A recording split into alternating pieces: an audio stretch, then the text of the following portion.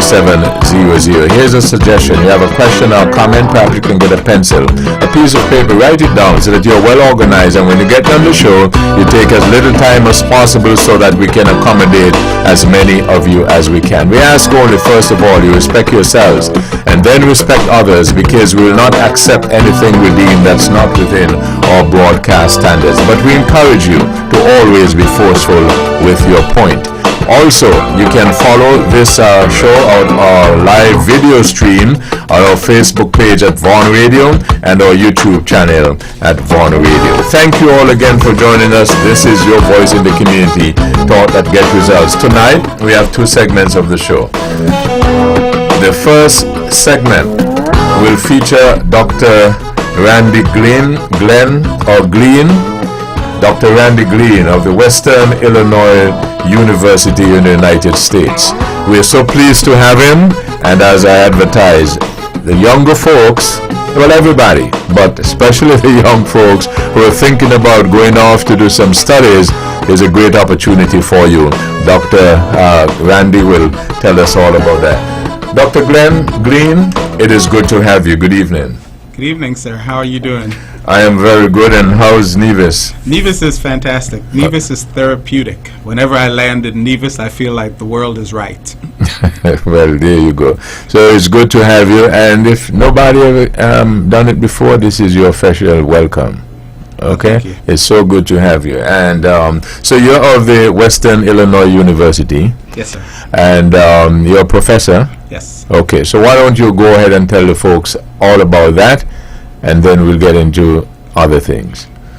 Absolutely. Well, let me tell the part that's most relevant to my visit. I am responsible. I'm the Associate Vice President for Global Studies, and that means I'm responsible for what is now about 1,100 students from 61 different countries around the world who have attended, or who currently attend Western Illinois University. Among them are 7 students from Nevis, a bit more from the Federation, and a little over 100 from the Caribbean. And we are hoping that more students from Nevis in particular, is one of my favorite places on the planet, and of course the Federation on the whole, and the Caribbean, would take up the opportunities to advance themselves with bachelor's, master's, or even doctoral degrees at Western Illinois University. Okay, great. And in reference to that, you're here, and obviously our audience will hear about it, but you will have a special function where people can come and hear more, right? Absolutely. There will be a function tomorrow morning with the 6 formers at the CSS, and there will be one at the Gishad. I need to say the name correctly. The park. At Malcolm Gishad. Malcolm Gishad, sorry. Yes. Yes, park tomorrow at 5:30 p.m. And that's we're hoping that it's not just students or just traditional age people, but teachers, bankers, working folks who are interested in going off, not only leaving Nevis to go study, but who would want to avail themselves of what's available electronically, either through live stream or online. There are many ways to get advanced degrees now. COVID has taught us that you don't necessarily have to be sitting in a classroom to get your education. So we are able to deliver credentials to you wherever you are without disrupting your life. I know some mature folks got the mortgage and the family and other things to think about, so we do have options for them. Okay, that's great. And put another way, a simple way, all are invited? Exactly. Yes. No age limit. Yes. Never too old to learn. Yes.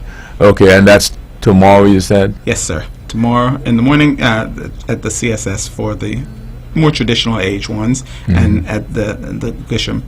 Say the name. Malcolm Gishad Park at 5:30 p.m. Yes.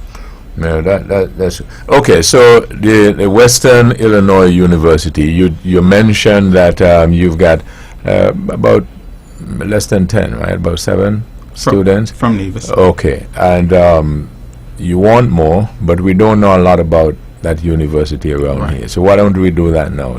Tell us a little bit more. Oh, absolutely. Western Illinois is a state institution in the state of Illinois. Most people would be familiar with the city of Chicago.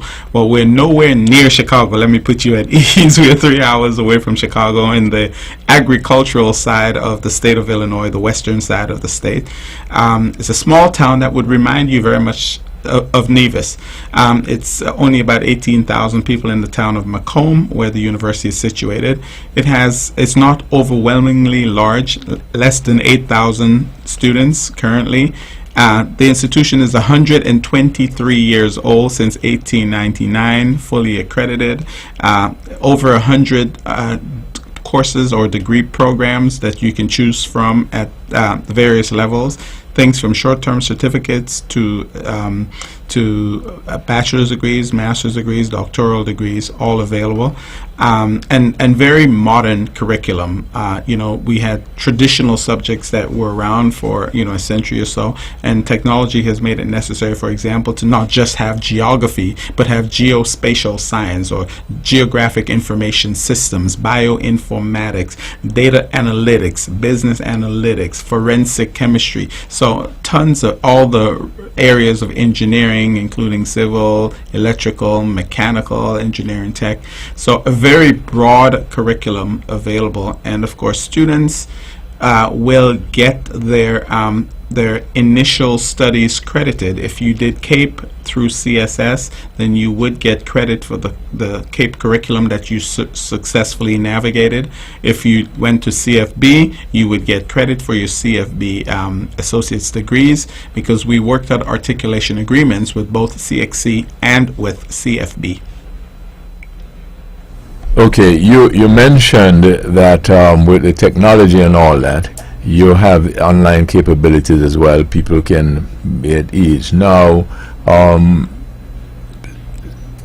maybe not so much so now, but some folks figured maybe online, well, but you get the same teaching and the same degree and qualification, same certificate, right? Absolutely. So let me make a distinction. There are institutions that are fully online, and they deliver a curriculum in an asynchronous manner. Is that it sits there and you go to it when you want it, and that can be convenient, and it doesn't mean the education is less. There is still a little bit of a market stigma attached to institutions that are fully online. But when I speak of delivering electronically, I specifically don't say online, because, for example, a lot of our courses are synchronous. You will be in a live stream session while the other students who are on campus are in class, and you are interacting with them real time. So it's not really online, it's just electronically delivered to a different location. You're in class the same time as your classmates in many instances. Now, for the working folks, that may not necessarily be possible. If you're at the bank at 9 in the morning, you need to be at the bank at 9 in the morning. So there are asynchronous options where you can go to it at time convenient in the evenings. There are courses that are offered in the evening time as well as on weekends. And that is basically in an effort to move with the technology, and also to move to your clientele so that it can be affordable and accommodating. Absolutely. I mean, this is the direction the world is going. Education in the traditional sense has completely been eroded by the pandemic. We've learned lessons that we can't have just one format, and that format can just basically stick you in mud if you are unable to deliver. So what we have is a multifaceted platform with hybrid education. Let me give you a good example. There's a young person who has a first degree. She's a teacher, and she wants to advance to get a master's degree in her field, maybe in preparation to work at a college that might eventually be here. She doesn't have to pick up and leave immediately. She can start that education by completing the first half of that master's degree online. And then she doesn't have to leave her family for 2 years to go off to the States. She can leave her family for 10 months, which is much more manageable, and then go off and finish that degree in the second year. She gets the exact same degree. It doesn't say hybrid, doesn't say partially online. She gets a normal university degree because she has engaged the lecturers, she has done the coursework in the same manner as all her other classmates. So there will be no stigma or denotation of online just because you engage the lectures electronically. You have indicated early that you're over 100 years old, the university. Over 120 years old, yes. Right. And so how do your product, meaning your degrees, how does it stand in the marketplace? Yeah, I would invite anyone to just Google Western Illinois University and look at the rankings, U.S. News and World Report. It's a very solid academic institution. Everything is fully accredited. For example, if you were doing a business degree or an MBA, it has AACSB accreditation, which is the top accreditation that any business school can have. We have the normal regional accreditation that all state institutions within that part of the country would have, including top-notch Northwestern, University of Chicago. All those institutions in the state of Illinois would have the same, basically, mode of accreditation. So the state of Illinois, a big state, wouldn't operate an unaccredited institution. So you can be absolutely assured that with 123 years of history, top-notch professors, almost all of whom have their terminal degrees, you would get a quality education. And you started in the last sentence. Why don't we continue on giving me some other reasons why I should choose Western Illinois University as opposed to some others? Right. Okay. So let's start with if you were the student, and you and I have been on the planet a little while, but we're not old to be students. So let's say you wanted to get your doctorate at some point in time. There's a doctoral program in education, and that is geared towards social justice and leadership, and that program would be available on weekends. So you would be able to take that program Saturday, Sunday over the course of 3 years, and minimal time if you choose to come up for some seminars, and so you can do that and get your doctoral degree that way. But what if you wanted to send your son, traditional age, to get more of a traditional education experience? Well, that youngster would have completed CSS and did his CAPE, assured that those 3 CAPE subjects, including the communications and the Caribbean studies, would have borne credits that would be used to fill in most of the first 2 years for you. With that assurance, that savings, he doesn't have to go to the U.S. and pay U.S. dollars to redo those courses. Right. They've already been completed, and we have to respect the curriculum in the Caribbean, respect CXC. And then if there are missing components to complete the first 2 years, he need not leave immediately. He can stay, get a year's experience teaching or doing what young people typically do in this part of the country, this part of the world, and then complete all his prerequisites. So that's 1 year online, part-time. He can start online and then come up for the final 2 years.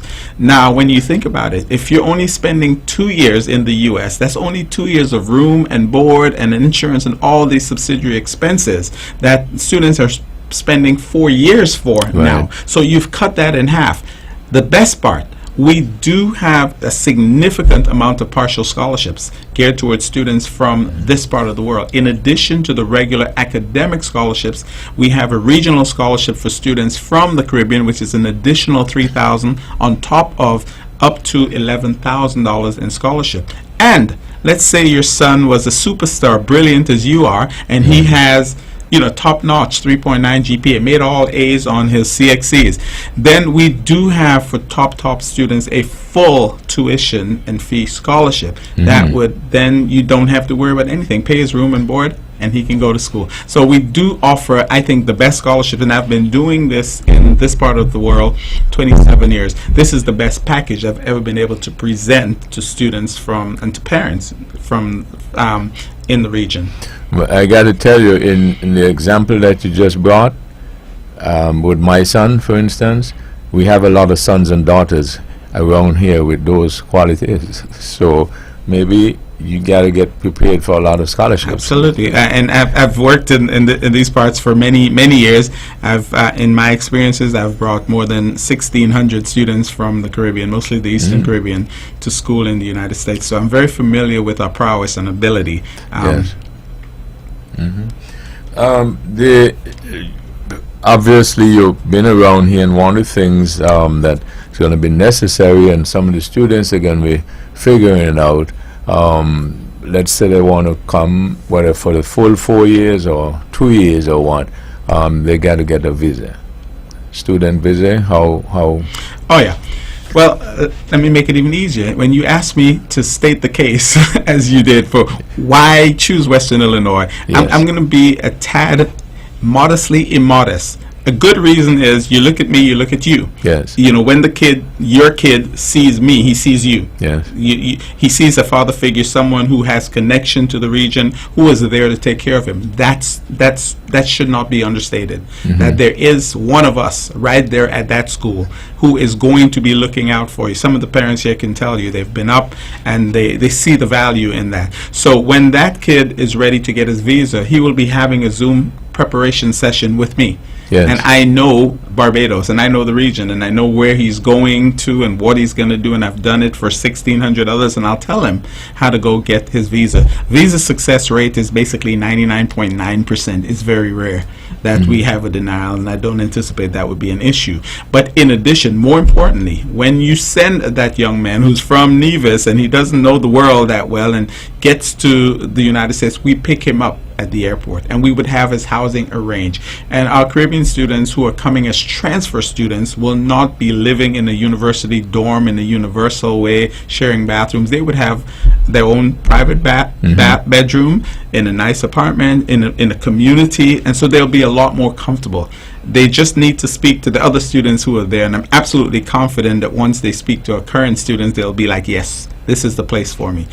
As I also said, it's not an intimidating town. It's a small, safe community where it will feel very much like a Nevis. You know, no traffic, no stress. It won't feel like you're in the United States. We have local transportation on the buses, 100% free. So you can go shopping, you can go anywhere in the town, free bus rides. You know, everything will be arranged for you. It's kind of like just a plug and play. You've chosen the school.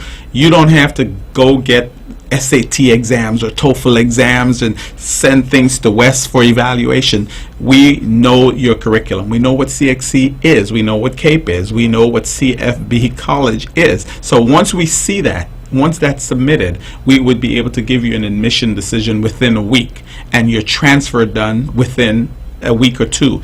You can start school online, so you don't even have to rush and come up while you're chasing the money or whatever. Start school online, still use your scholarships, reduce your costs, save room and board and all of that, and prepare yourself so that when you get to the university, like has happened with a lot of the students who came this year, it was familiar. You've already engaged the professors. You already got a sense and a tone of what's going on. So it wasn't stressful for them. But I will put something negative in at the end. I'll hold on to it. It seems like I'm showing a whole lot of positives. I like to present an honest picture. So I'm going to throw a little caveat in later on your prompt. Well, I'll point out that you did say that, and you're making a point where why I should choose your university as opposed to something else. Right. And I got to make the point that what the area that you touched on just a moment ago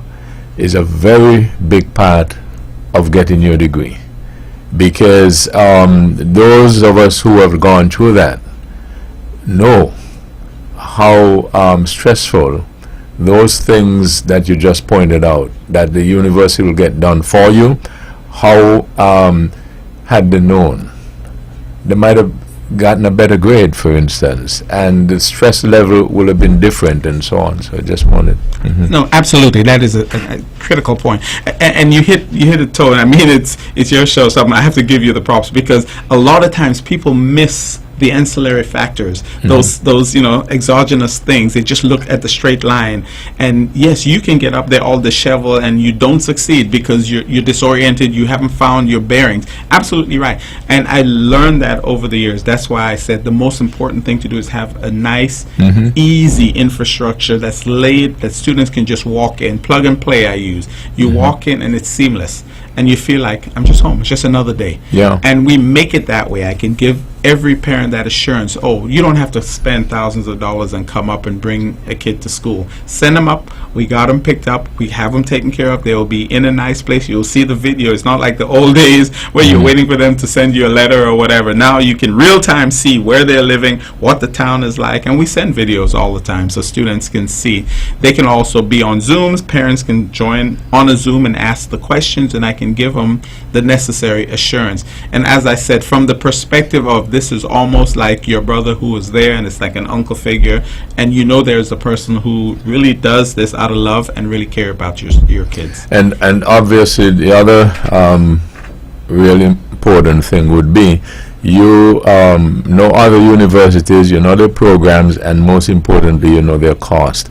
You compare with them? Absolutely.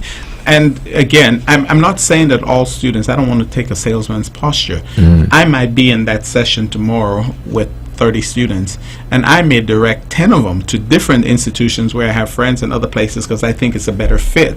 So I absolutely, and in the course of taking students from the Caribbean, I have placed them in 11 that I know different universities in the United States. Just because I work one place, Western Illinois doesn't own my thoughts. They pay my salary. But this is a state school. So if every student comes to Western Illinois, there's no personal incentive for me. My civil service salary still remains the same. And if none of them come, my civil service salary still remains the same. So I would do what's right for the students. I'm liberated then. If I were in a private school where I was chasing tuition revenue, it's something different. But being in a government school, there is no reason for me to misrepresent anything.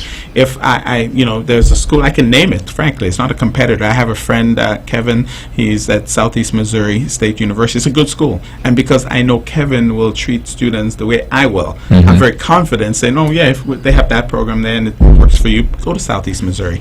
Good school, good options, good cost. So yeah, I have no qualms about directing students. Any person who is here telling you to come to just one school is representing that school. They're not representing you. So I represent the students' interest. Let me give you another example. If students want to come to school starting in January, I was coming to that point I mentioned about putting the negatives in, I would discourage them because the climate, the weather in that part of the country is very harsh. You don't want to face winter head on. You want to ease into it. You want to start in August. So that is something I want the students to be aware of. You're going into real winters, and they can be very, very harsh, and it can be very depressing. So this is just full disclosure. So we are coming down to when we're going to wrap up, but all this and more tomorrow in the first instance at CSS? Yes, sir. In the morning at CSS. Yes. In the morning, what time? 10:30, I believe. 10:30? Yeah. And 5:30. And then 5:30 at the Malcolm Gishard Recreational Park at Penny's. Right. And that starts when? 5:30 p.m. And it doesn't matter, you can come, parents can come along, and everybody can absolutely, come. and ask me questions, and I will deliver it with the same truth, honesty, and with the same enthusiasm. Okay, well, somebody maybe have a question to ask you before you go, so let's see if they're doing what it is. Hello, good evening. Hello, good evening. Oh, hi, Mr. Herbert? Yes. I'm not live, right? You are, yes. Oh, dear. Okay, I just wanted to make a correction to the venue. Mm-hmm. All the sessions tomorrow will be at the Malcolm Gishard Recreation Center. So the performance will be at 10. There's another session at 2:30 for teachers. And then the one for the general public will be at 5:30. Okay, so we got 3 sessions tomorrow. 3 sessions tomorrow. But the one for the general public, that one will be at 5:30. 5:30 at the Malcolm Gishard Park. All sessions are going to be at the Malcolm Gishard. Okay, and the students must know they must go there as well? Yes, we have made arrangements for the students. Okay.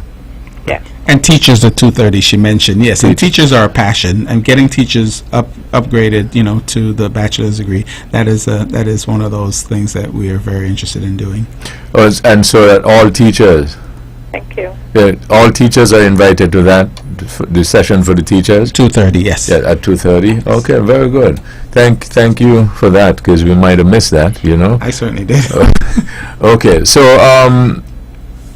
those are the sessions tomorrow. Right. all at the Malcolm Gishad Park. Right. One starts at 10 o'clock for the students. Right. One starts at 2 or 2:30? 2:30 for the teachers. For the teachers, and the other one is at 5:30 general public. 5:30 for the So general. that means I will lose my voice by 5:30.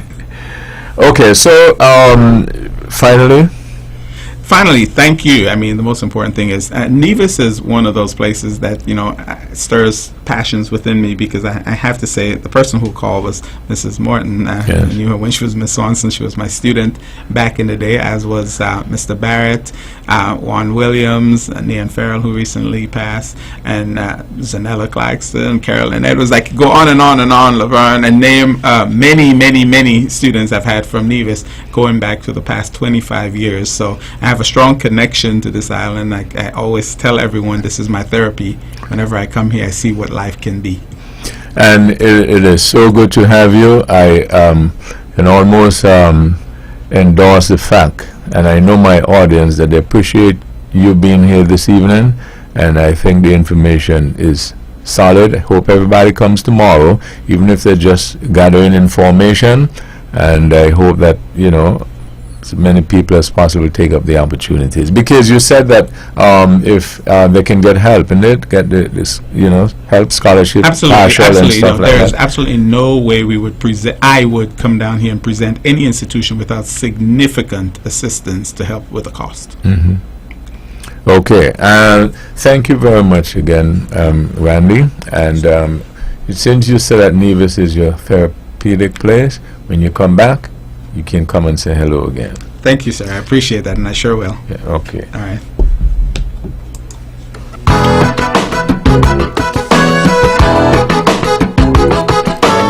First segment of the program. Dr. Get his name correctly. Dr. Randy Glean of the Western Illinois University in the United States. And don't forget, they have 3 sessions tomorrow. Wednesday, one is at 10 o'clock, one is at 2:30, and one is at 5 o'clock. And all sessions at the Malcolm Gishad Recreational Park. And all are invited. Obviously, the one for teachers, all teachers are invited.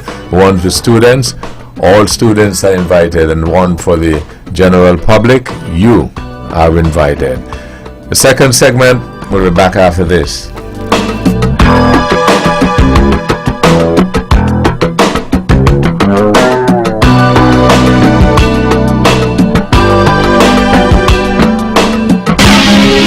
When VON vibrates, the whole Caribbean must shake.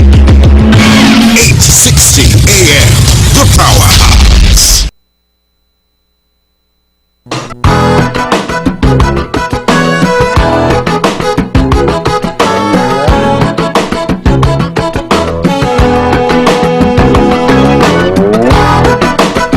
Back in this episode of Talk That Get Results.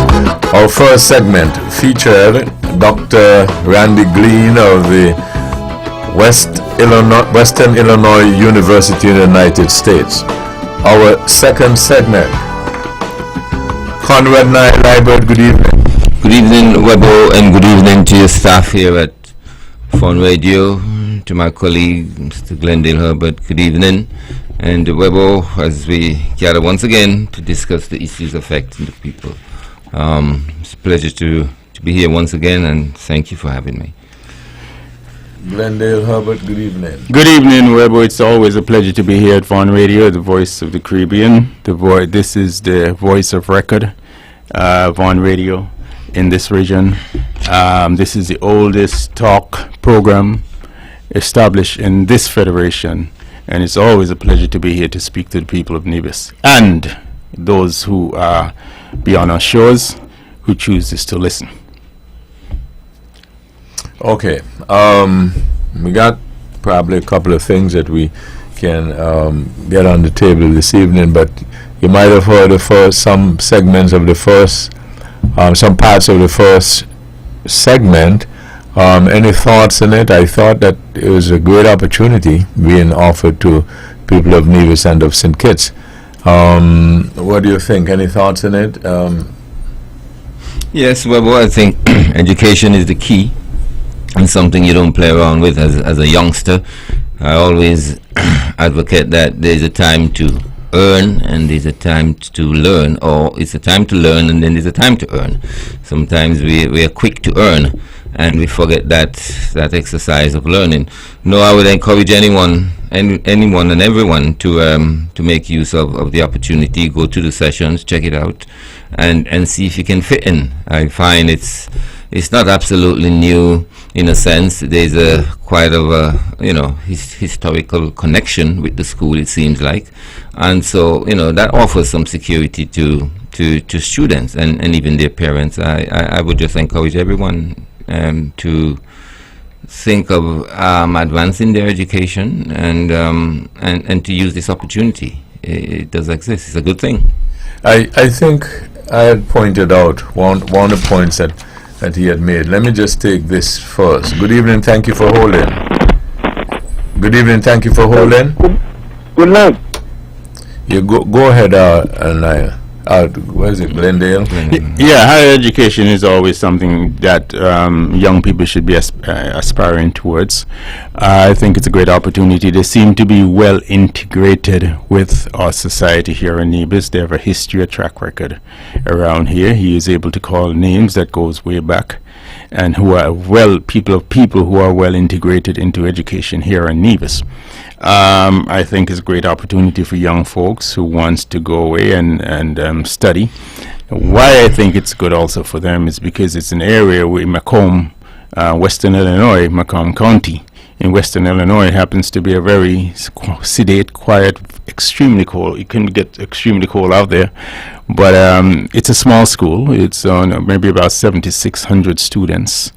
And it's a school that would offer any young kid an opportunity to hone down, sit and really focus and do their work and study because of the environment. It's not within the city limits area. It's out there in the rural areas of Illinois.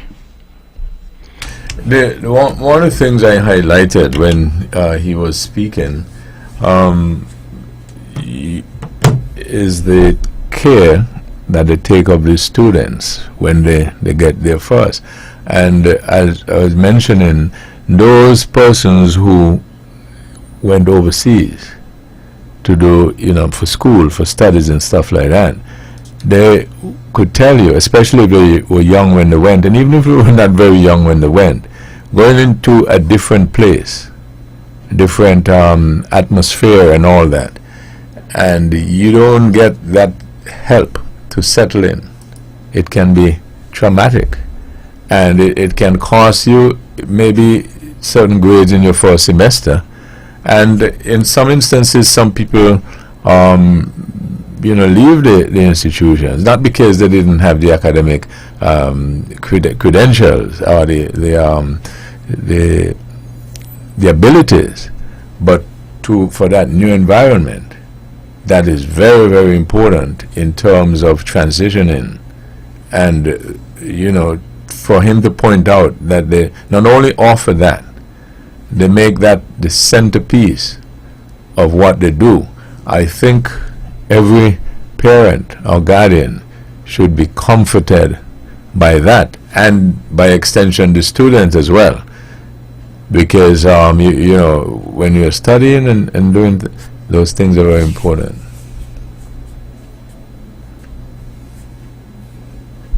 Sort of culture going into institutions in the United States, particularly big schools, is the cultural shock.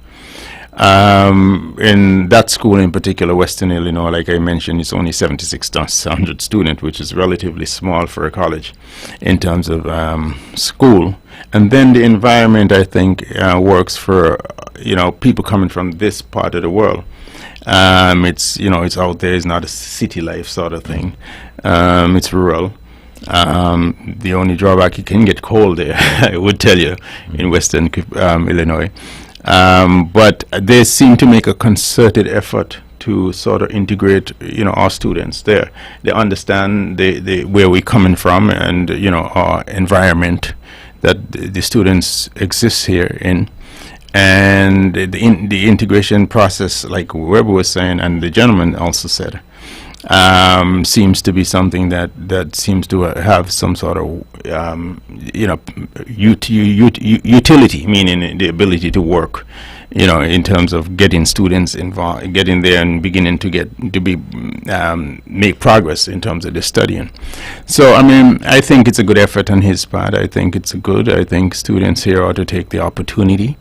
It's as a frontline school, getting your first degree and going there and getting acclimated with conditions, United States conditions, I would recommend that school, particularly a small school, because you get the attention that you really need. You coming from schools here in St. Kitts Nevis, for example, we generally get the attention because everybody knows who you are. When you go to a school such as a small school in the United States, you get the classroom size in particular. You get the attention because the classroom size are not overly, not really enormous in terms of. I know some of you guys probably have gone to campuses where, been in schools where, you sit in a classroom and you're in this classroom with 200-300 students, in a hall, and it becomes very impersonal. And, as it relates to that school, I like the tactile, the so-called tactile sort of reach that it has in terms of the one-on-one sort of thing, that it gives, and it lends to to student life. They generally make it easier for the students, and that is always welcome as a student and parent. You're young, you're 18 years old, just leave school and you want to go out to the States. You probably never traveled before. And one important thing we must highlight: you don't have to go. There seems to have, all this thing happening online, long distance, you really don't have to go. And so the option is there. And if you decide to go, the way is pretty much, you're pretty much looked after. It would take the first term, even not just half, the whole term, to settle in a little bit, without the help of of individuals like the gentleman who was here, who strongly advocate that he holds the hand of the students sometimes. But now, if I'm allowed, I would always sort of advocate that students try to get away and try get out there and go to institutions to get that independence away from the enclave that family gives you, and your parents and what have you give you here. It's a very important ingredient in your personal development, that independent thing, where you begin to you not only form your independent way of thinking, but also how you live. And it is always good to get out from your parents, from under your parents' roof. And it shapes, you begin to shape who you are. You're the person that you begin, that you're going to be. So I would encourage anyone particularly to going and living on campus, to having that experience. It is good. It is like flying off, like the bird flying off. Yeah. To me, it's all form part of education. You would go to the States or wherever to study a particular subject. But you move into the States and experiencing life in the States, to me, all, adds to your development in a big way.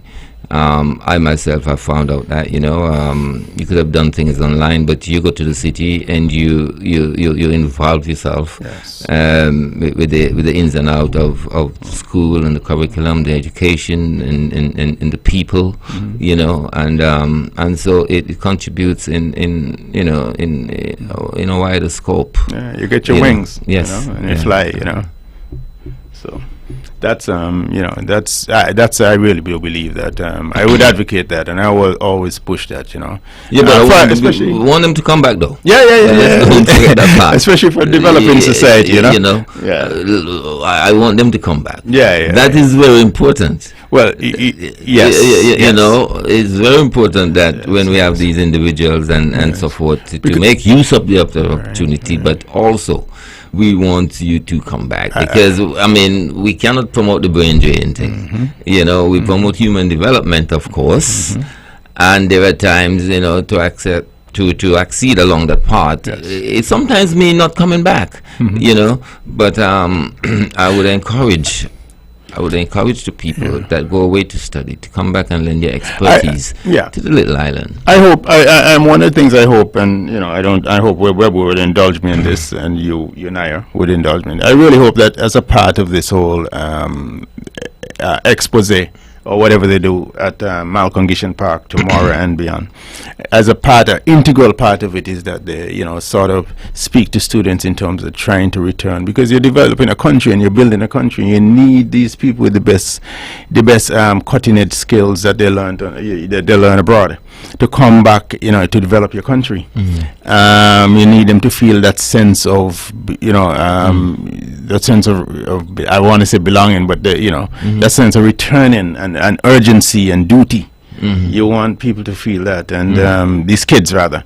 And I hope they're drilling that into them as they, you know, embark onto their journey. Of course, it's nice to go abroad, and it's nice to be a part of, you know, industry and government, and to see the best practices, and to see how things are done at a different level.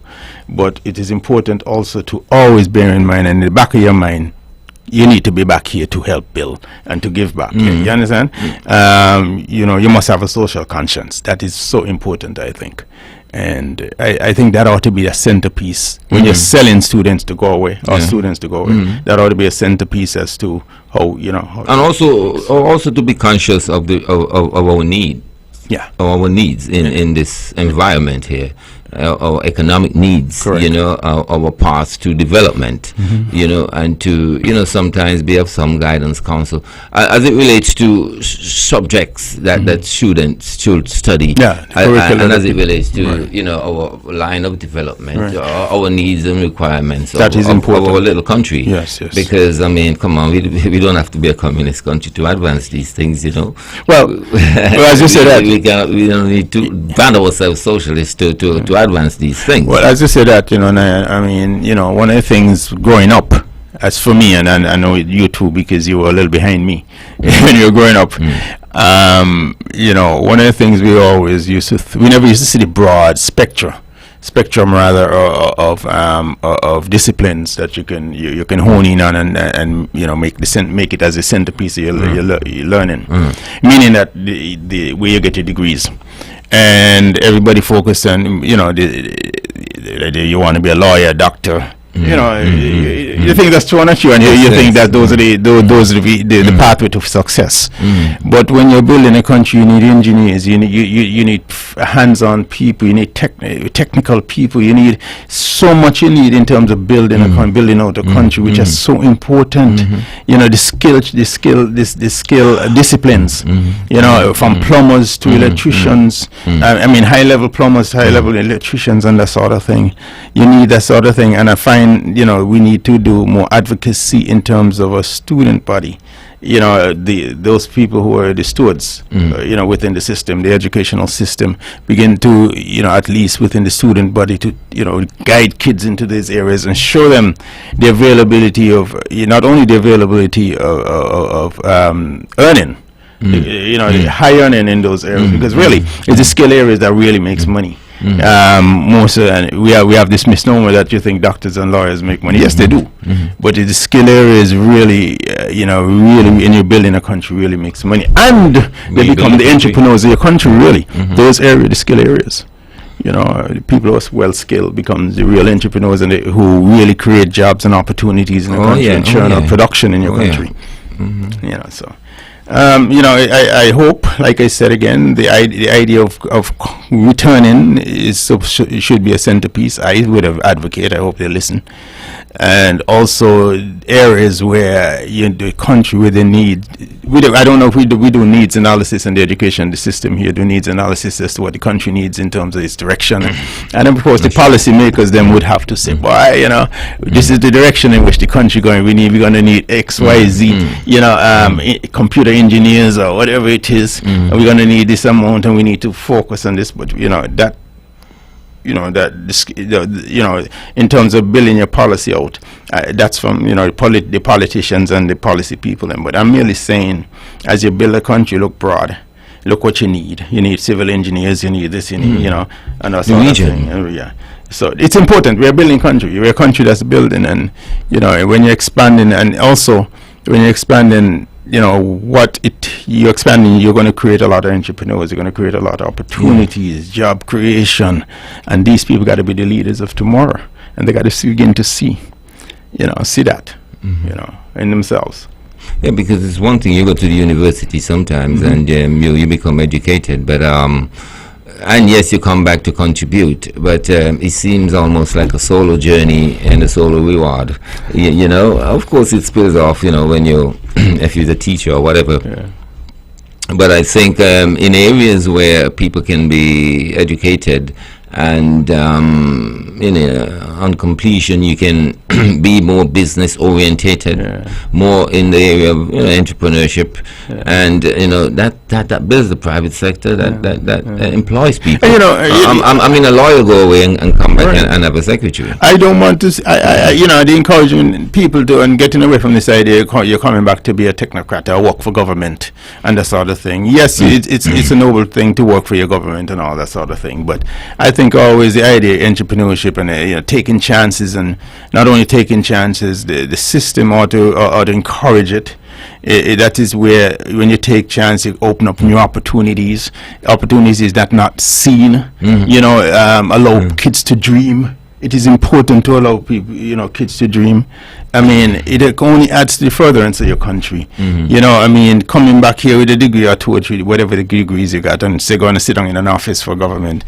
Yes, that is okay, but I want you to put your skills to work. I want you to, what you've learned, the best, your best practices, what you've learned out there in the outer world, I want to see you put that to work. I want you to see you take a chance on yourself. You dream big. Take a chance on yourself as it relates to being an entrepreneur. Government, of course, would give you the opportunity and the backing. You understand? You have to begin to make people see the possibility of them, visualizing themselves in those roles, those kids, and aspire.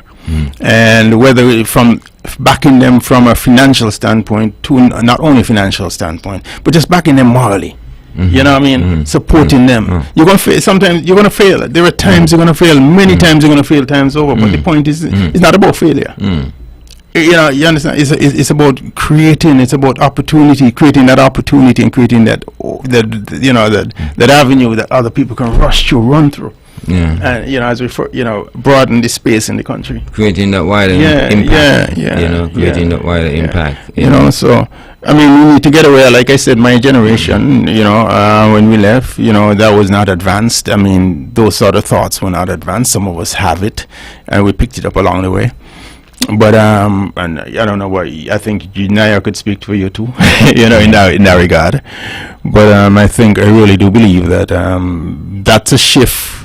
That really should be a conscious shift from the education department and those players who are in the system, the government system, ought to be advancing.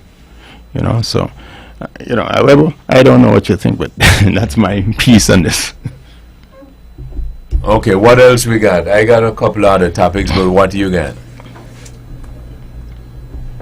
Nobody have anything else. Nothing of the UK has a new prime minister. Yeah, we name again. Sunak. Interesting, Webbo. It makes me wonder if it's democracy working at its highest level, or it's not working at all. But I probably conclude the former. It's democracy working at its highest level. England, I've seen 3 prime ministers in the last 2 months. Yeah, and we have Israel over there. Israel is having the 5th election, I think, in the last 4 years. But interesting in England. I admire the way that the system works, the rules that govern politics and parliament, which are non-legal rules but very important rules. And so I admire the way those rules work, and the players adhere to those rules, those conventions, where yes, you resign when you find yourself in a bad situation where you loses the confidence of the people around you. We see it within political parties, and we see it across the board. It's quite a good example as far as I check. It's quite a good example. But bearing in mind, I always say, even the Prime Minister, the President knew Sunak, he's so wealthy. These guys can resign tomorrow, and that doesn't disturb their breakfast, dinner, or lunch. Yeah. And so most of the players in British politics are of that financial stability, and I suppose that helps. This ministerial responsibility concept work. Where if you have failed, if you have failed as the leader of your department. Or something happened, quite extreme within your apartment, you bear the responsibility, and it looks like nature would ask of you to resign. Britain is up there of customs, and of course, everything is about customs, and they've had such a deep history in their democracy that there is a level of I want to use the word respect, but that's not respect for not just law, but respect for order. Yes. Order. Yes. And that's what I get. It's everything is about customs for the most part. Tradition and customs. Yeah. But I think Rishi Sunak, I think everything in life is about timing. And he lost, and I think the time is perfect for him right now to be Prime Minister. Prior when he ran 6 weeks ago, he lost, of course. He was the Chancellor of the Exchequer during COVID from 2020 to 2021 and what have you, which basically ran the economy. He was the man overseeing the entire economy of Britain, and he was regarded as doing a good job in doing that. The previous Prime Minister who just left made a mess of things from in terms of the economic front, whereby she advanced a tax cut, which and at least purported to do a tax cut, and without telling the country how she's going to pay for it, and that created a lot of issues amongst markets and financiers and whatnot, causing the pound to drop and chaos in the economy. And Britain has been having a really, really stubborn and rough time as it relates to its economy. Now, I think Sunak, as a stabilizing hand, he guided the country through COVID. In terms of all of the spending packages that the central bank had released. COVID spending, that is, and he sort of eased the country through. And I think timing is everything. He didn't win 6 weeks ago or 7 weeks ago, whenever he ran. But this time around, the timing is just perfect for his skills.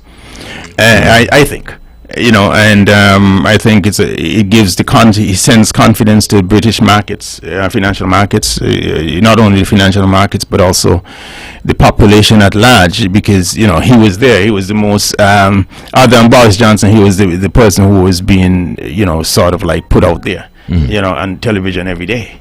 So so held it together. He held it together. Is quite a loose. I like to say, everything is about timing in life. You have to bide your time. You have to wait, and his time is now. It's up to him now. Then another thing that works in his favor is his massive wealth. Works in his favor in a time like this. It kind of calming the markets, because they know he has a major stake in the economy. He and his family, they have a major stake in the economy. It is reckoned, it is said recently, that he's probably more wealthier than the king himself. Prince Charles himself. So I heard one report saying something like that. So I mean, that is calming. So everything is about timing. A lot of times, if you had put someone else in there, they may not have garnered the confidence or exuded that level of confidence to the public. Because they may not have they may not have had the track record in terms of running an economy or or in terms of having the wealth and a stake in the economy. He's a major stakeholder in the economy. So these are all these things, all these conference issues, coming together at the right time creates what is called the perfect storm, and this is the perfect, I think, for him. Well, I think so. You think he's going to last then? I mean, given the circumstance that is happening, exists recently, I think he will. I don't see his colleagues will do more harm to the Conservative Party, because it's all about them. Well, they was clamoring for an election, but they have 3 more years to go on the clock. And I don't think once they settle the party down, the Conservative Party down, which he seems to be doing, and his message that his choice of his government, his cabinet. Has he named the cabinet yet? Yes. Who is the Chancellor? Whatever. Chancellor of his the same one that was there on the previous. The new one. The new there one. was 2. The new one, not the black one. Right. So not the black one. All right. That again, that gives confidence to the market because he's seen as a strong guy in finance. Yeah. So that would give a lot of confidence and calming down the markets and the British public fears. And then his speech that he gave once he was sworn in by the king. By the king, telling the country basically, look, and he named things like what is that called? The health system. What is that called? NHS, and he named the areas where it needs to be some sort of confidence boosted, in the country, the social welfare system and all that sort of thing. He just didn't go after the big pillars of the economy. He honed in on those on where the little man, the ordinary man, depends. How important he was very conscious of that. How important is his age in all this? Because he seems to be not running that race with Boris and in that age group. But constantly fighting, from since the Oxford days. And so I suppose his youthfulness. He's energetic. He's energetic. You see that? He's energetic. He's aspirant. He exudes a sense of aspiration. He's energetic, and that's positive. And it gives hope to the country. It reminds me also. Some people call him the Barack Obama of Britain. John F. Kennedy is that kind of era. So I mean, we might be lurching a little bit too far ahead, but I'm just merely saying the optics and all the things that goes along with it. The timing is just perfect for his resume and who he is. Everything is about timing. You have what the country needs right now. See, I didn't see anybody else on the entire spectrum. He wasn't challenged at all. Right. Everybody backed off. So and that's why I say, I mean, the Conservative Party is depending on him in every way, to resurrect themselves. Correct. They have 3 years to do that because right now they are low. Absolutely. Zero in the poll. And I think they'll lose an election tomorrow if they had it. They have 3 years now to rebuild and to dig themselves out of a ditch. And if the Labour Party does has its problem in a big way. It's quite divided. They got problems, man. They can't win elections. Yeah. They just have problems. They're just too divided. They can't. They have no what's called singularity. They have no singularity about them. In terms of they can unify around a unifying theme and stuff like that. So it happens in politics. If you have a political party with all these interest groups and they can't unify and come together, it's a problem. But they're still supposed to win the next election. So. Correct. I mean, given what's been happening with the Conservatives, because it's embarrassing, really. It's embarrassing. But Conservatives. Yeah. It is embarrassing. It's embarrassing. Boris made himself Boris made himself, not much of someone who you would want to admire. And then what's her name?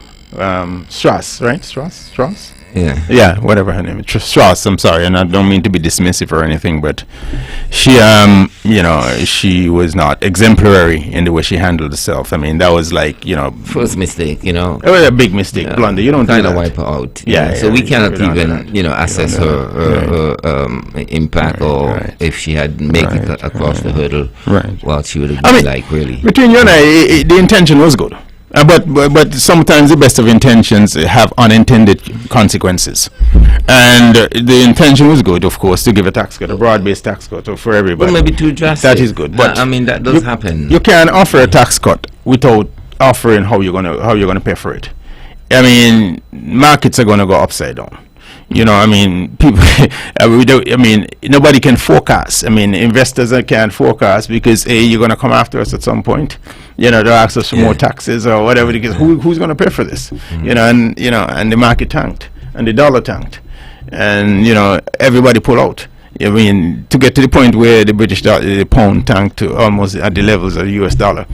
That's something that has not been seen in many, maybe over 50 years. And so that's. That was traumatic for the economy, meaning that people pull out of even currencies, investors, so I mean, it's, it was quite traumatic, and she made a major blunder. Poor preparation on her part.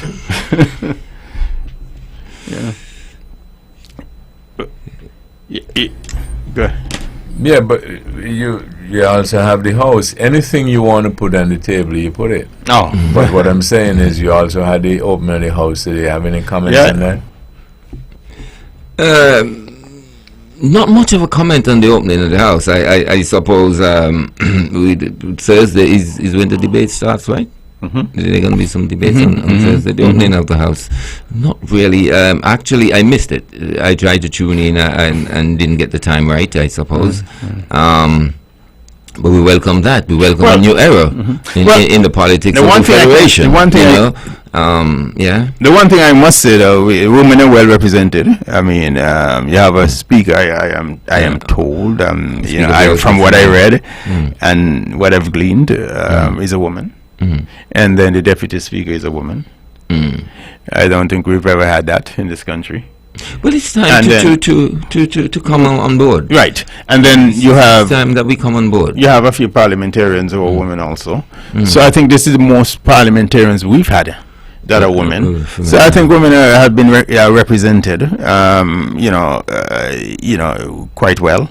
And of course, there's always room for improvement, but the glass ceiling, in my mind, as it relates to the politics, has been broken. I don't see anything there to be questioned in the near future. There's some level of equality on that level that's being at least broached, at least being introduced. I am elated to see that. Let's see where that takes us. The woman voice is there on every level.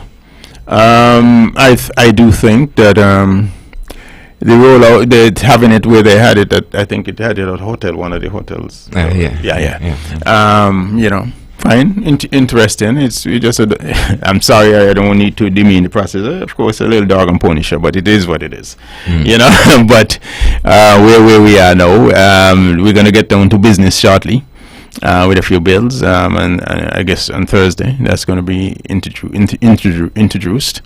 The honeymoon period is just about getting to be over. August 5th, and where we are now. How many days we've done past 60 days already? So we're going to close into 90 days just now. We're going to close into 90 days, and once we pass the honeymoon period, of course, we get down to brass tacks, and we'll see where we are. The back and forth of the politics, there's a slim majority that's sitting in the majority governing, a one-seat majority. It's going to be pretty interesting to see what happens as the juggernaut of the politics goes forward. How does the slim majority governs 6 months from now. Yeah, but I don't anticipate great difficulties, because that cannot be corrected during as it goes forward. I suppose there are no attempt to be made to do that. But interesting to me is I look at it as quite a new era. But, Naya, when you have a slim majority, you have to be mindful of passing major bills. Oh yes, major bills. You need a super majority to pass, like let's say constitution reform. I'm just giving an example of one question. thing. You know, these are big things. You know, and you have. This is when the rubber hit the road. Well, that's why I say, can you hold it together? If we could have, if that probably should, if the need did exist to correct that, they could have done that. Explain. We're taking the 3 people on board from Nevis. Oh, okay. You know, but I suppose they decide to go that way. Mm-hmm. But do we expect? We do expect better relations in the early stage of it. You know, I would like to encourage good relations. This is early stages. Right through. You know, but it's quite early, and it's going good so far. If you look at the local papers, last weekend, I mean, let's look at it. A more. That's why I call it a honeymoon period. We have maybe up to 90 days to 100 days honeymoon period, but then it's going to get pretty interesting because let's look at the 5 seats that's sitting on the other side. Of course, you have, I don't know the mindset of all persons. The 3 from Nevis are one party, and the 2 from Sengits are of 2 different parties. And the premier is the opposition leader in the House, and that can be quite interesting at the same point in time. And then as we go forward, and the kind of, you understand, you're talking about good relations. We don't, the dynamics on the bench and the opposition bench, we don't know how the backroom dynamics are going to work. I find it difficult. It's going to be interesting. I know from the beginning, and I've spoken of it here. I find it difficult to anticipate. We expect a good debate because Mark is quite capable. Absolutely. Absolutely. But the opposition, that's the point. The question I'm is there to denounce, and to oppose, and to not just to oppose everything, but to oppose in a credible way and to put things forward that would further the country. I mean, I'm reminded of a good debate, which of course, absolutely. And now let me ask the question: the premier is the opposition leader. And if you're going to, if it gets antagonistic at some point, you talked about good relations at the top of this topic. You see, the premier has to advance something that is not favorable to the sitting government. It becomes to get antagonistic. No, it's going to get interesting. We're going to have an enjoyable ride as we go along, as commentators, as people who are observing what's going on. It's not going to be peachy cream. Because remember, on the opposite bench, you have 3 parties, and everybody has a separate interest, whether it's the PAM interest or the PLP interest. You understand, and they're going to they have to have some sort of consensus as to what their needs are at some point. Yes. So let's talk about good relations again. Be reminded of a good debate, and I suppose that would be the buffer, okay, between good relations, and bad relations. a good debate. You understand? I mean, we suppose, but when let me ask you a question. Gets all hot. An old politician friend of mine, one of Webbo's mentors, and we all look up to some extent, some of us, always says that politicians have feelings. And when you get antagonistic, and of course with the media, and of course with all the people around, the cheerleaders around, getting in your ear, it's going to get jiggy. It will get jiggy out there. So my point is again, what is in the best interest of Nevis, Glendale, as it relates to what we're talking about? To make good relations. It would be in the best interest of Nevis. It is.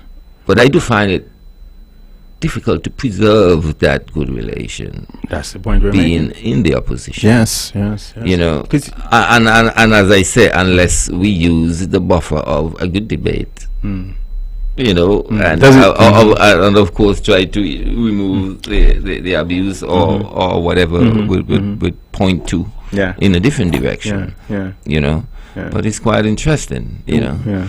But How much? still, I expect a solid opposition. Yeah. I mean, how much is going to? Because the weak opposition is not good. It's not good, and it's a strong opposition. Eh? Yeah. We have 5. Yeah, 6, a one-seat majority. Yeah. So I mean, you can't dismiss it, and you It's can't. supposed to be a strong opposition. Supposed to be, but again, they On have that basis, they have to work together.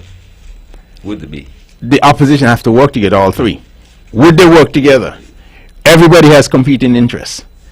You know, and as this ride goes down, as this vehicle goes on the track, everybody has competing interests, and everybody is looking towards the next election. All three groups on the opposition bench. Every decision is focused on the next election. You know, we can bear that in mind. And this is where it gets interesting. Hello, good evening. Hello. Yes, good evening. Hello? Pick up. I pick up.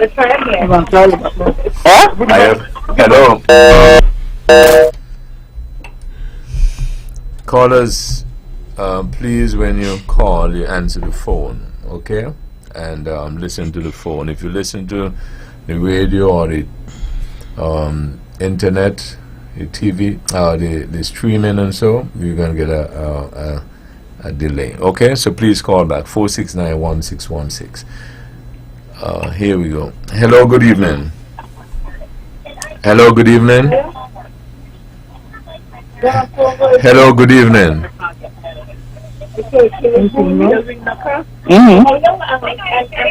I think maybe. Okay, go ahead, gentlemen. She probably is trying to get somebody else. Okay, so let me just weigh in. Right? Thank you. There are a number of things on the same issue of the new parliament. We've got some new parliamentarians, people who are going to be in the House for the first time. What are your expectations? Let's see if this person. Hello, good evening. Hello, good evening. Yeah, okay. So, what are your expectations in terms of going forward? You've got a new government in place. You've got certain things that have been laid out. You have the throne speech. Is it going to be, you're expecting something groundbreaking? You're expecting more of the same? What? Well, we have a green prime minister without who does not have any experience. Of course, he has Denzel Douglas there with him, who has a wealth of experience. The rest of the bench, I don't think, has any experience. The rest of the bench and the governing side don't have any experience. A lot's going to be ferried out by that fact. The opposition, members of the opposition, have a lot of experience in government. Every one of them have experience in government, from 1 to 5, from the premier to all the way down to Dr. Harris. So I mean, I expect mistakes along the way, not just in parliamentary procedure, but also in terms of just procedurally there will be mistakes, I think, along the way, unless Dr. Douglas is looked to on the governing side, in terms of crafting legislation, in terms of guiding them through. Like I said, going forward again, what do I expect? I think the prime minister, the new prime minister, if I were him and he wants to have good relations, I would go for legacy early. And legacy means constitutional reform. I would look in that direction, those sort of big sort of things, that now that you have you have an opposition that is willing to work with you, and parts of the opposition some of the opposition is willing to work with you, where you can get your 9 or whatever number of votes you need to carry the day. I would look to things like that, the big projects. Okay, good evening, you're on the air. Good evening, you're on the air. Good evening, you're on the air. Okay, I don't know why I'm Hello, good evening. Good evening, you're on the air. Okay, we seem to be having an issue. Go ahead, Glendale. Let me see. Again, I mean, if I were the governing side, I would look to the big, towards doing something big early rather than later, because as time go on, people going to get into their positions, and like I said earlier, everybody going to be looking towards the next election, especially the opposition side, and you want to be able to pass the big things early. If I were him, but I don't know their disposition as it relates to their legislative agenda. But for me, that's the kind of thing. If you want to create legacy, if you want to create meaningful things, and as Naya had sort of alluded to, doing things that would bring the country together means St. Kitts and Nevis. When I say that, you know what I mean? Okay, let me see if I get this sorted out. Hello, good evening, you're on the air. Yes, good night to you, Brother Webber. How your night is right. All right. And good night to your panel who you have in your studio tonight. And I would like to say good night to the people of Nevis and to the Federation of St. Kitts and Nevis. Now, you all are discussing on what takes place this morning in the eyes of St. Kitts towards the opening of Parliament. That's part of it, yes. Well, I would like to put something on that, if I could, please. Yes, go ahead.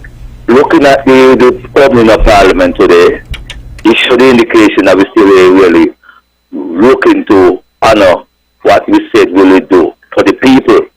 And I don't mean that in honoring, I mean in the context of seeing that all who went here as representatives of the Parliament, they all went and swear allegiance to a king instead of the people. Now we say we're looking to in the formal of going for looking at a discussion going as for republic. But I would like to say, even if we look at republic, let me look at Trinidad, who is one of our neighboring countries who is a republic, and now newly Barbados, who is a republic. What are they able to bring into the context of safeguarding the common man and common woman when they go into this different phase of change within the social aspect of what we know under the colonial regime context? Now, we still find that each Caribbean country still uphold a level of the regime of the colonial powers. And then when I say uphold, I mean because they still have ties with what they call as Commonwealth, and all of that is in line with the Britannian rule. So I would like to see that within what was outlined today in this Parliament, that the people then going forward must challenge their representative to see how serious are they when they are saying they would like to have a change in the Constitution. Because if they are not serious and they're making all these song and dance saying they will make sure that they will be different from the last administration, all of them is just the same. It's time now we people educate ourselves and realize how to challenge the things that we see is attacking us from the inside go out. And it's time now we educate the young ones them so they cannot be politically be in the confirmation of how the political parties them are made up. Let us look for development and safeguard for our people and the youth them. I hope that we can see these things here emphasized in the next Parliament sitting, because they must have a next Parliament sitting before budget, and you know that whether Webber. So I think that this is the next step that we people should put the agitation to these parliamentarians that it's time now you all bring real format of change and discussion to the table of the Parliament. Give thanks for what you all having tonight, and I hope that the information you all sharing is vital for everyone in the eyes of Nevis and in the shores of St. Kitts. So we thank you, Brother Webber, for your work but I could ask you something just from my clarification to understand what. So I could hear what you asked me because I'm barely hearing you. Okay, how is that now? Yeah, that's so much better. Okay, so am I understanding you to suggest that while you understand going to a republic means certain things, you're more interested in the tangible things in terms of the betterment of people's lives? I would say this year, basically, all humanity have come from a far existence in the world at hand. Now, I don't know just what we're seeing here today right now, but however, and I will say with that without any water in my mouth, because the system that we have, which uphold from the colonial powers, is not benefiting no people within the common man and woman. And even though if we go to Republic, it will still hurt us to see how Republic have formulated their control mechanism on the people them. We know that basically look at Cuba. Cuba is a republic, but it's still a communist, but it's a republic. You see, it's a communist state, but it's a republic.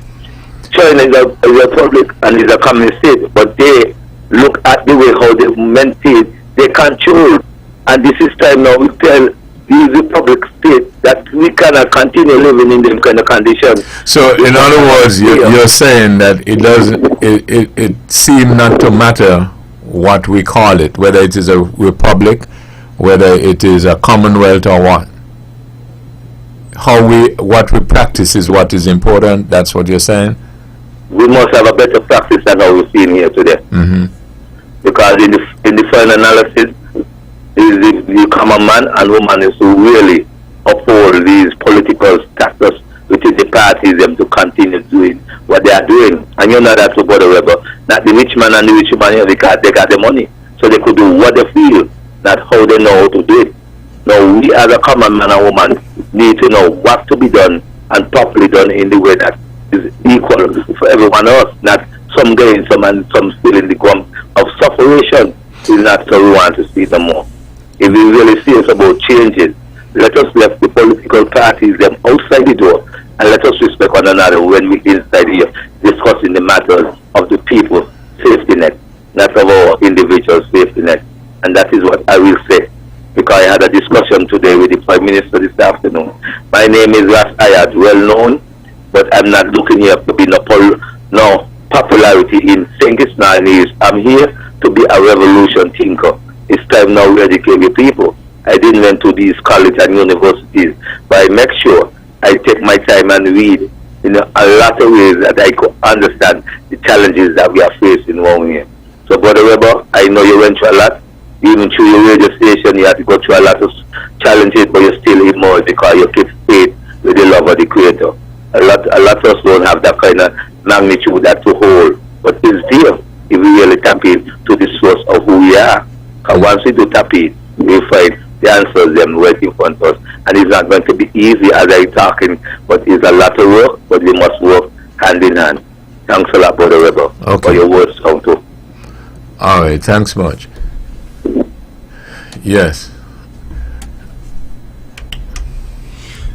You know, interesting. But back to the new parliament. You know, I see a new government that is. Before you get to that, Naya, I want to point out something. The essence, I think, that the caller was saying, though. Yeah. And that's why I asked him to see whether or not I understand the point that he was trying to make, because I think he was making a very interesting point, which I probably want to elaborate on a bit. But let me take this first. Good evening. Thank you for holding. Good evening. You're on the air. Good night, Brother Webbo and the audience. Yes, what happened? I am pleased with what went down today. It was well organized. And all we have to do is just try to understand each other. I don't know, hear somebody saying last night in another talk show, oh, we ain't got nobody. Do you mean we ain't got nobody? We got Mr. Brantley and we gonna have Mr. Joe and the rest people who are around Mr. Timothy, Mr. Sean. I don't know how they just work it out. As the guy was just saying, the rest of the guy was just saying, they need to work it out and get things ironed out, doing them back and forth. And which when this one about election up the election down here, they need to have that over on one election and it done. They need to go in and change the constitution because it just going to be upsetting. And you come over Nevis, as I told you, I was over there last Wednesday, and it was so pleasant. Election gone, I got to tell one, say the talk show host last look here. Election not gone. Let us settle and think a way ahead, forward.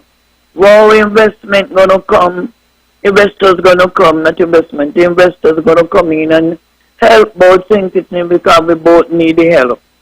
Right? We need work for the young people, them who come, the graduate, them who coming out of school, who got 11 this and 11 that, 10 this and 10 that, you know, and they need the job. Me going down, me stop up, wherever me not take on work right now. I think I don't pull enough nuts bucket round town. I ain't taking on, but I just want, I got 6 grand out there, 4 girls and 2 boys. Well, most of them, but maybe most of them working, right? And so on. But the younger one who go UV and come back on Cambridge, you know, they want a better job. And they must give the young people a good job and stop keep the people that know over 70 and 80 and so on. Give them the job. Tell them go home and do a little daycare this, a little mom and pop shop somewhere and so on. And give the young, that's why I'm mashing up the country, you know.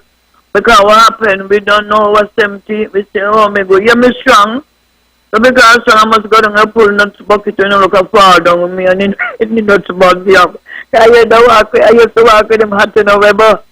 I don't want that, like somebody else carry on do that. I wish when my grandchildren they want to take it up because it's a good investment. Because it carry me a good way. You know, in life, and I like that too. One of them to take it on. I don't know how to teach them the recipe and whatever. You know, let them move on. A lot of young people to the parliament. That looks good. Young women, young men, and so on. See, Grenada just pick up a young man. I was wondering when no meaning here, nothing in his spotlight about it. That means for a couple of months, seeing your things going good. So we want what's best for our country and tell the haters and the no people who don't want nothing to do. Do not come on and women it is nothing. We want to be straight ahead. So we country settle and be happy. And Caselda, please turn to your phone because you're coming on and we're hearing you but you ain't answering. Cassé, don't boy, turn to your phone, I gone. Okay. I don't have the country alone. The country going good so far. Okay. All right, thank you. Yes. So I was saying that I think, if I understand the caller, he was making the point and used some illustrations that you have other countries that are republics, and they came from being under the Queen, and in terms of the quality of life for people and opportunities, that did not change. And I think that he was making the point that we're making all this noise about coming to a republic, and he like to know, well, if that's going to give the folks jobs, etc. Good evening, thank you for holding. Good evening, thank you for holding. Yeah, okay. Yeah, so I think that's an important point, because he's saying that some people are making that almost as a top priority. He's not debating that you shouldn't have that, but then show him or show us how is that going to provide jobs, how is going to provide opportunity, higher standard of living for the people, and that is seemingly what everybody is asking for. Good evening, thank you for holding. I think callers, please be patient. I think we're having some issues with the phone lines. Yes, Webbo, that is what he was highlighting in a kind of mixed way, because what I deduced from what he was saying is that he is expecting the new administration to go forward in that area, but he's also questioning the benefits, you know, which is, you know, that's what we got to think about as a kind of immediate thought, you know, because whereas, you know, a lot of, you know, state of affair is just really, you know, symbolic, that probably, impact on our pride and patriotism and what we feel. And in that regards, what we feel sometimes can even be measured. But when I look at England and like the passing of the Queen, and you see what took place there, and we know the Queen is basically symbolic in England, has not much power according to them, but have all influence, an influence that people adhere to and respect, And to me, being a republic brings to the people a sense of pride that I don't think it can be measured in monetary terms. It may not bring tangible economic benefit, and some may argue that it might, in the longer run, but it does something to a people, and at times it creates that renaissance that impact economic activity, Yes, Glenn. I would like to, I was listening and thinking, about it. And I was thinking of the countries that are republics that are within our region, within our sphere, outside the United States. And whether it's Dominica, Barbados, Trinidad, Guyana, Cuba. And I'm thinking of all the republics. Argentina might be a republic too, I think. I'm not sure. Yes, I think there are. And a few others. And when I look at most of them, I hate to put it this way, but then, they haven't really thrived well, They have not. No. Economically, and they've experienced a lot of social issues, major social issues. And I think we should, not that we should not become a republic, because it's about being ownership. It seems seemingly to me, it's like you're saying you're sort of delinking yourself from Mother England and all that sort of thing. You own yourself. But let's look at the other derivatives or the other things that tends to happen once you've become a republic, and look at the history of a lot of these countries. In terms of the economics and social mix, it doesn't seem to fare out well, for the most part, unless somebody can point outside the United States, can point to a republic. China, okay, China is where it's at today. It took a while, since the 1950s. But China really only turned the corner after 2001, after when they were allowed to join the WHO. The WTO, sorry. The WTO, the World Trade Organization. Prior to that, they were a basket case. I think we need to pull back the veneers a little bit more, the curtain, so to speak, a little bit more, and have a deeper look at this and examine this. Yes, again, the delinking is good in terms if you want to feel good about yourself and you've delinked yourself. But there are some other issues that you have to look at. Your judicial system, your court of last resort.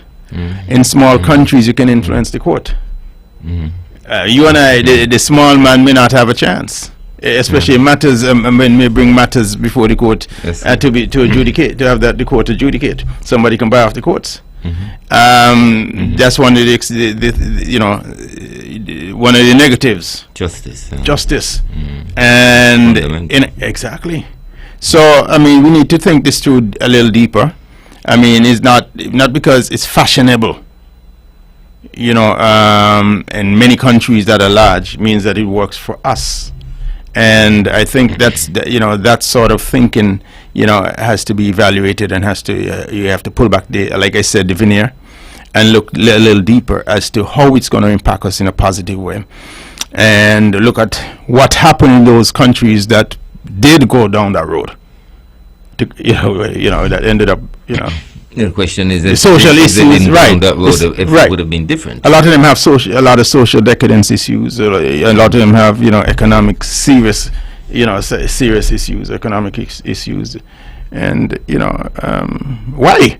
The question must be asked why. And that's why I asked if they didn't go down the road, whether or not things would have been different. Absolutely. Absolutely. It could have been the same. Yeah. Because I mean, if you're thinking about social decadence and so forth, you're probably looking at internal. Yes. I mean, something that the colonials cannot solve. And then the judicial system impacts that also. That's fundamental. You can't get justice as a poor man.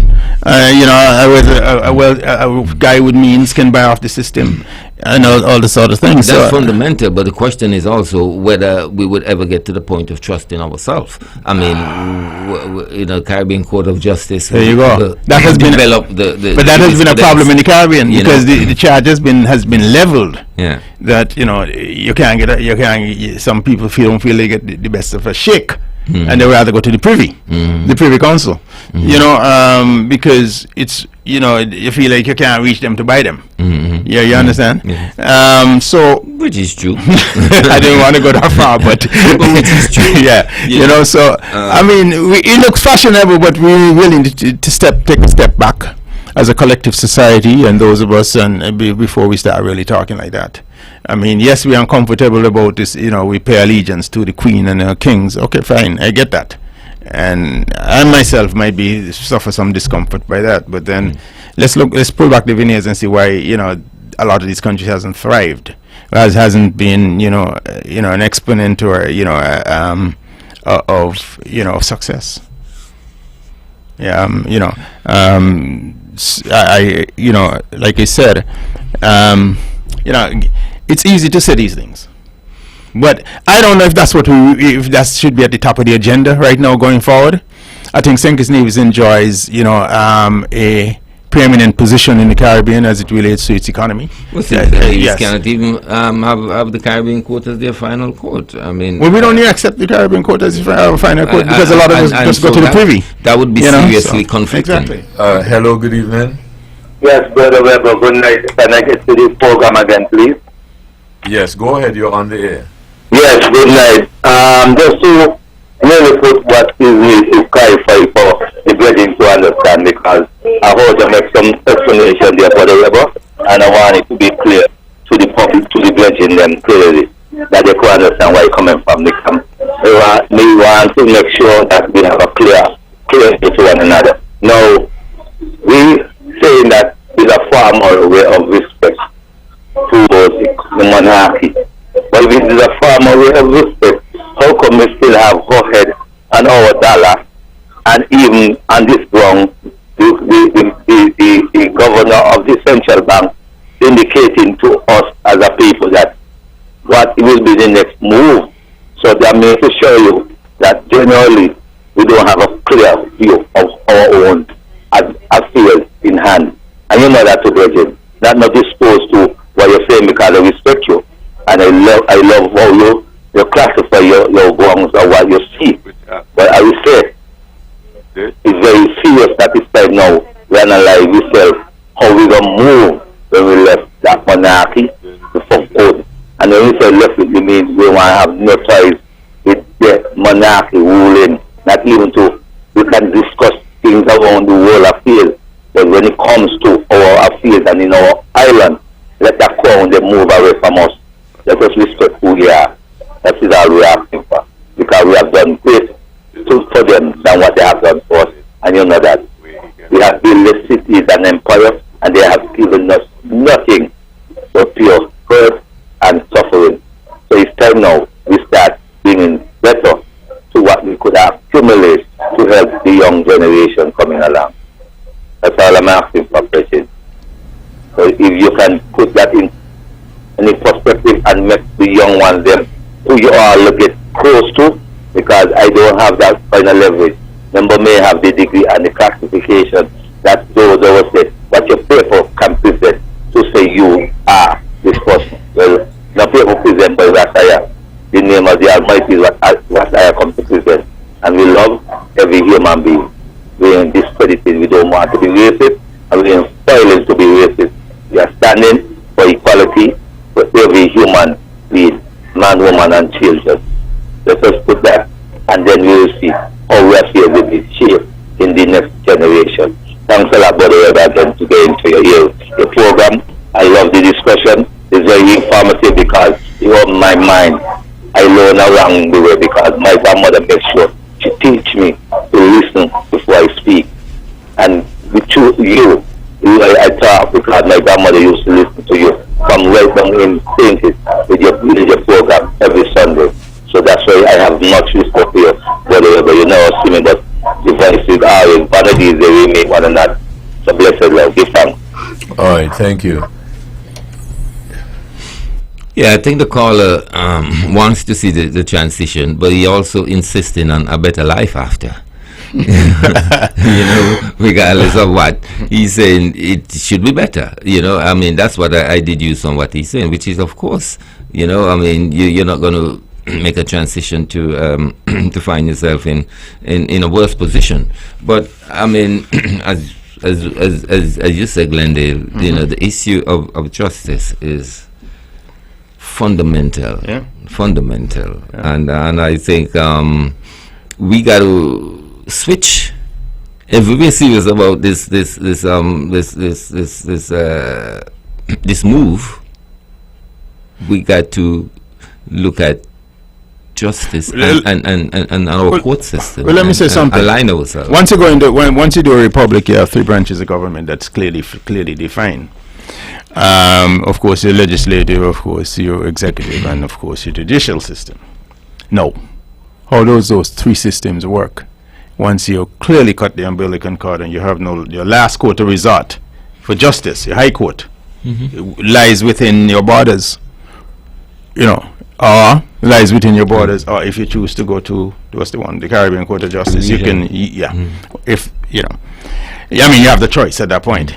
But my point again is all three branches must be able to work effectively, and it's not about it's about the masses, the people, the ordinary man who get in a fair shake in the system, and must be able to bring those with power, you know, to answer, and getting a fair shake in the system. But do we get a fair shake now? At least you have the Privy Council. Matter of fact, let me give you an example. Really beautiful as you said that. I read a piece. Yes, I think I learned a piece yesterday. I don't know, and somebody would bear me out that the gentleman who was the election, what do you call it? The supervisor. Was well, we have a new one, but I think he was exonerated, or he won his case, or whatever the case is, and he was celebrating. I read that somewhere along the line within the last couple of days. You have a chance. The point what I'm making is, you know, a lot of these countries, a lot of these countries, the system is controlled. You know, when you're independent and your court of last resort is in your country, whether it's China or whomever. Yeah. You know, the system is controlled, and particularly if you have a strong government and a strong leader. Yes, it happens. I'm just merely saying, we need to. That's something I think is integral and something that we really need to look seriously at, the court of last resort. Because it's the only chance that common man has in a democracy. The ordinary man has in a democracy to get fairness adjudicated to him. There's no other way. You can't go to the executive. Will not allow you. Once harm is brought to you. Sometimes, you know, do we really get to the common man? Who is the common man? You know, I mean the ordinary guy who don't have the means. We're struggling with access to justice. Yeah. You know, we're struggling with access to justice because it comes with a price. Absolutely. It comes with a serious price. Absolutely. And we are not afforded, representation in the court as some countries do. Right. You know, and I find justice is a bit distant sometimes from the everyday individual who can't afford to pay a lawyer. You know, and yes, it's beyond the colonialism. So I'm not sure if the change to republicanism would damage that, because it's already not happening. It's not happening, but I think you and I agree. On a higher level, right? You and I agree earlier, where the cost can be afforded. then it's of great concern too. Right, and you know, because the courts can be bought, and you know, that's the point I'm making. Influence right. spill over These are the points I'm making. Into the judicial. Those are the points I'm trying to get across. You know? Right. You know, so how do you protect the people? You know, and a better way of life. And we go back to those examples. You know, I don't know. I mean, they're not sterling success societies, most of them. I mean, many African countries have experienced that. That's the point. Now you're making the point. No, we're making break with the crown. Exactly. And then it's just we're making the point for ourselves right here. Yes. But is it because they break with the crown why they're not successful, or notwithstanding whether or not they had broken with the crown, they would still not have been successful?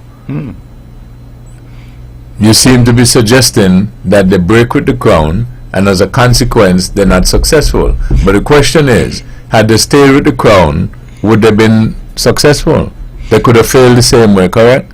They could have failed the same way, but a lot of them take it upon themselves to adjudicate and judge themselves, you know, and basically have their own thing happening within their borders, and leads to, you know, big corruption and the whole disintegration of. Social, a lot of governance. You know, I call it governing decadence, and social decadence begins to, you know, sort of interrupt the process. And you know, again, I think we ought to be watchful of it, Webbo. Watchful of that move. I mean, you know, careful about it. Again, we can't predict and say, well, countries that have gone into being a republic would have been successful had they stayed with the Brits under the so-called Westminster system. You know, because there are a lot of countries in the region that stayed within the Westminster system are failures, economic and you know, social failures. They're not at the top of the economic realm within our region. Maybe depending on who you listen to, because I don't know of any country that, maybe save for everybody agrees that Haiti probably is an economic failure.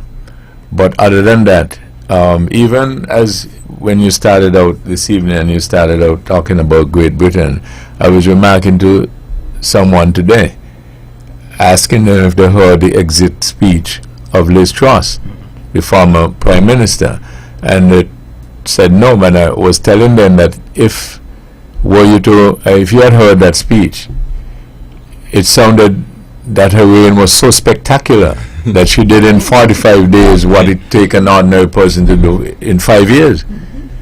And so goes the rhetoric of all who lead.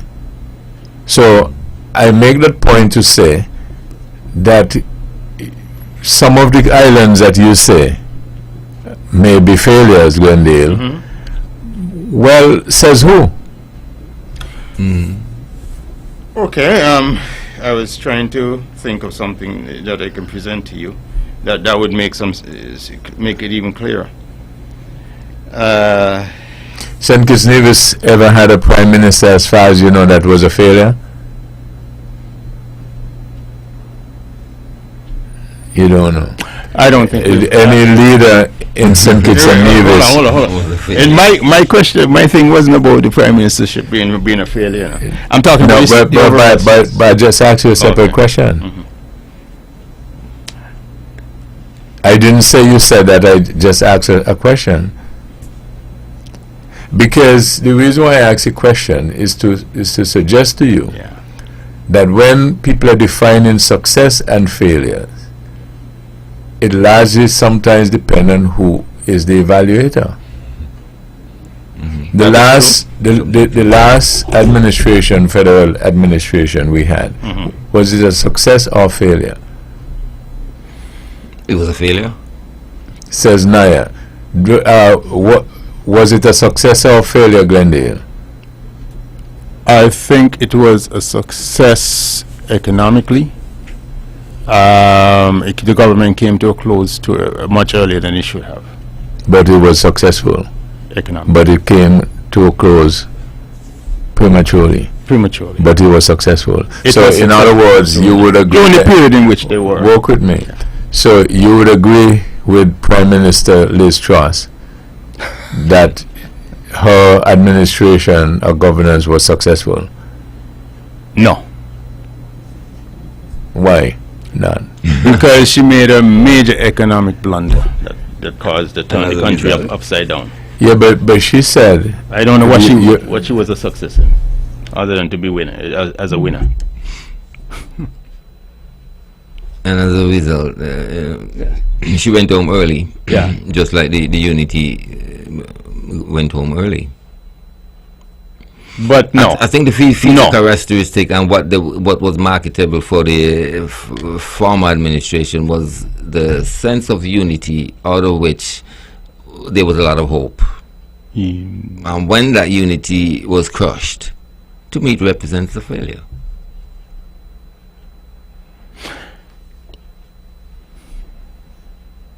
You're saying that the administration itself was a failure?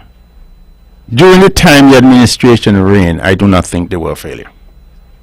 Meaning up until the election of August 5th. Yeah, I understand. You understand? So I thought the economic, the numbers were good. I thought the numbers were good. I thought the employment numbers were good. I thought the economic indices were good.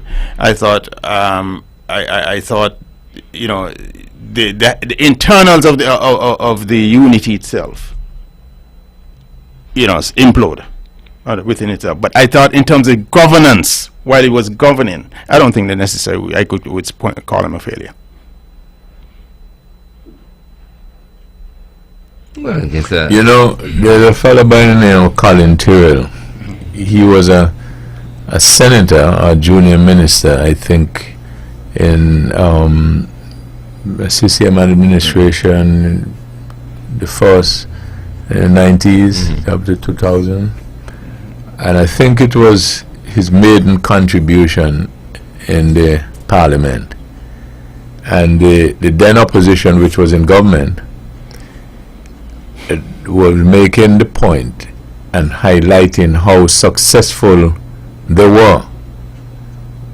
They did this, they did that, and they were so successful, such a great governance and so. And I remember it might not have been all that he said, but he was very brief in his contribution. And he got up and he said, Mr. President, if they were so great and so successful, why are they on the other side over there?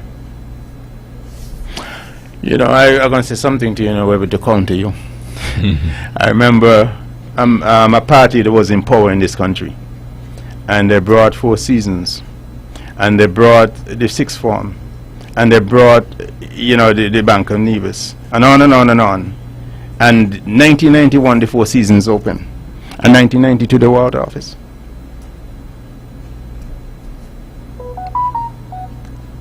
What does that mean? I'm saying you can be successful and be out of office. Oh, really? And the people vote you out. So, in other words, you can win a race and you lose. That's what we're saying. Oh, really? In a nutshell.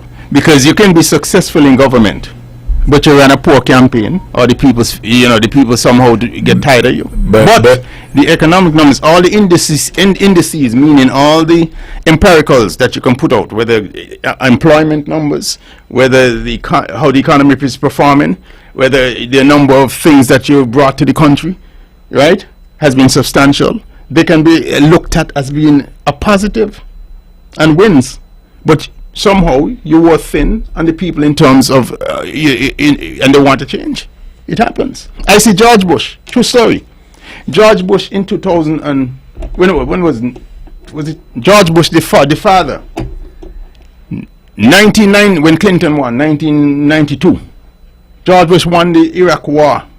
Desert Storm won in September, and by November the American people turned on him, and he was heralded as a hero in America. With Colin Powell running the war. Yes, I remember that, and it was amazing. That's when Ross Perot ran and Bill Clinton ran, and that's when Bill Clinton won. A lot of times, you can be either economic success or military success, and they say presidents who win wars win elections. That went counter against it. Those are facts. You're also of the view that if a person or persons are having a conversation, the one who speak the most and the loudest is the one who is the most successful? Not at all times. The listener determines that. Okay. Well, maybe we're trying to paint like Navy speak with a little paintbrush. Maybe we're trying to do that because it looks like, you know, different aspects of government and party, you know, and you know, we're dealing with here, you know. Yes, because you're making a good point. Yeah, our government can be quite functional, but the people vote them out. Yeah, and so from the people's point of view, they have failed to gather or earn their support. And so they are seen from that group of people as a government that has failed them. Which is the point that I was making when I ask, says who? Because the point I was making, if you remember, or if you heard me, Liz Truss lasted 45 days. But if you listen her speech, with the successes she had, according to her, and then I opined, she really didn't need 5 years. Because what them fellas take to do in 5 years, She did it. she did it in, she only needed 45 days. So according to her, Yeah. she was a resounding success. Yes, yes, yes. Good evening, thank you for holding. Good evening, Webber, and good evening to Naya and the gentleman here. I just realized you have a half a minute. Go ahead. Yes, I'm listening to you all, and nice topic, nice program as usual, nice discussion. Now what happened, right? That a party could be in government and successfully done what it's supposed to done, an election call, and they lose, according to the people they vote for. You remember the guy saying that people vote for party, some people vote for race, and some people vote for fame, and some people vote for whatever. You know? But I do not believe that in this modern time now, that nobody will vote for a party. People working on the performance of the government, what they will do. This unity government only lose because of the separation between the two political parties that come together, you know. They lose because of that. The people and they set up and, you know, we put these men there, and these men do what they got to do, they separate the unity. But let me try something else. But this unity government, I believe that was the best for the federation at the moment, at the time. And I believe when election call again, this unity government will get in the office 2025. All right then, wonderful program as usual. God bless. That's the last word. This program repeats tomorrow at 10 o'clock following the VON News Minute. Join the Honorable Mark Brantley tomorrow evening at 8 o'clock for On the Mark. This is your voice in the community, talk that get results. You all have a wonderful evening.